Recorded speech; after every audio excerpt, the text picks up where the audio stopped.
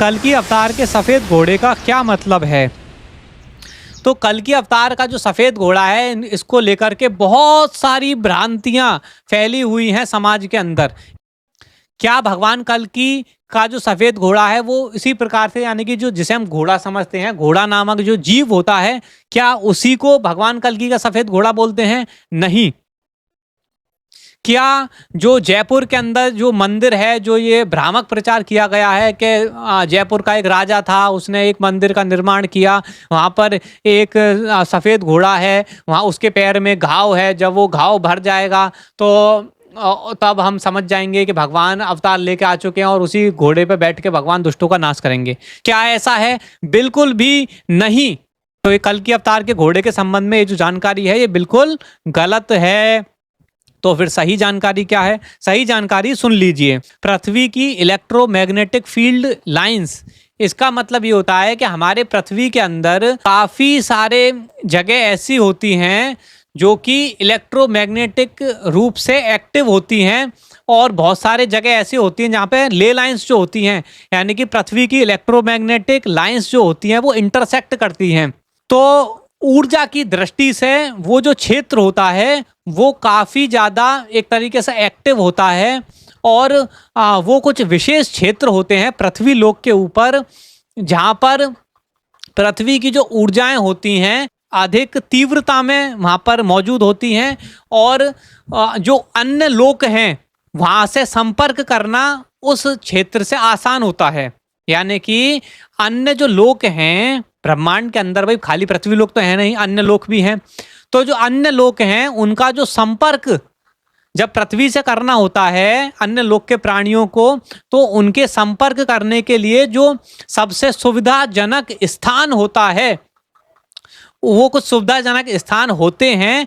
और वो सुविधाजनक स्थान किसके हिसाब से चिन्हित होते हैं? वो जो पृथ्वी की ले लाइंस होती हैं, इलेक्ट्रोमैग्नेटिक फील्ड लाइंस होती हैं, उसके विज्ञान के हिसाब से उन जगहों को चिन्हित किया जाता है जहाँ से उच्च लोकों का जो संपर्क है वह बनाना आसान होता है। और यही कारण है कि वो जो क्षेत्र होते हैं वहाँ पर एक्स्ट्रा डायमेंशनल एक्टिविटी जो होती है वो अधिक होती है, जिसका एक उदाहरण होता है कि जो क्रॉप सर्कल्स होते हैं, यानी कि फसल संरचनाएं।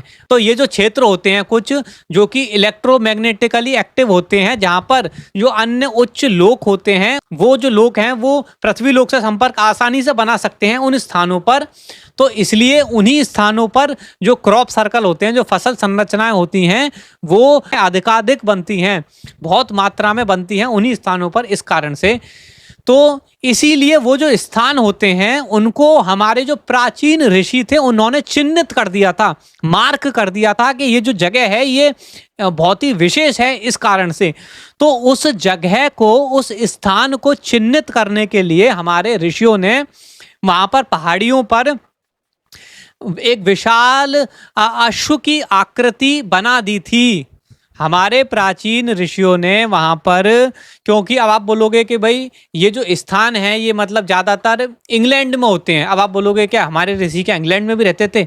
तो जो भारतवर्ष है, पहले जो संपूर्ण ही जो पृथ्वी थी, हमारा वर्तमान का जो पूरा विश्व है वो पूरा ही भारतवर्ष कहलाता था। संपूर्ण भारतवर्ष पर ही वैदिक काल में ऋषि रहते थे और भ्रमण करते थे। तो फिर आपको ये समझना चाहिए कि वो जो स्थान है जहाँ पर हमारे ऋषियों ने उन स्थानों को चिन्हित करने के लिए मार्क कर दिया था, एक अश्व की, एक घोड़े की आकृति वहाँ पर पहाड़ियों पर बना दी थी, ये बताने के लिए कि ये जो स्थान है ये बहुत ही महत्वपूर्ण है ऊर्जा की दृष्टि से। तो वहाँ पर उन्होंने बड़े बड़े सफ़ेद घोड़े पहाड़ियों पर बना दिए थे।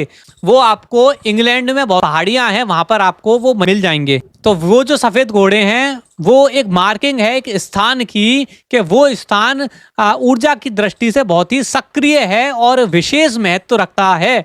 तो इसलिए भगवान कल्कि जो हैं वो उस पर सवार होकर दुष्टों का नाश करें। उसका अर्थ ये होता है कि भगवान कल्कि उस स्थान पर खड़े होकर जो है उसकी पृथ्वी की ऊर्जाओं का प्रयोग करके दुष्टों पर कहर बरसाएं और युग को परिवर्तित करें।